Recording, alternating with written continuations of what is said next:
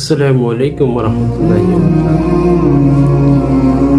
আল্লাহ তাআলার নিয়ামত এতই যে যা বলে শেষ করা যাবে।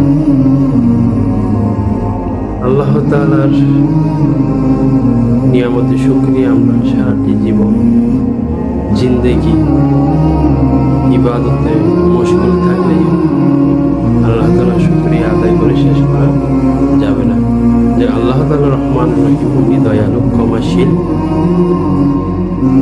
যেমন কি আল্লাহ তাআলার এতই যে নিয়ামত দিয়েছেন, যেমন মুসলমান যখন মসজিদের দিকে রওনা হয়, সে তার ঘরে ফিরে আসা পর্যন্ত তার প্রতি কদমে আল্লাহ তাআলা একটি নেকি দান করেন, সুবহানাল্লাহ। এবং একটি করে গুনাহ কি করে দেন, মোচন করে দেন।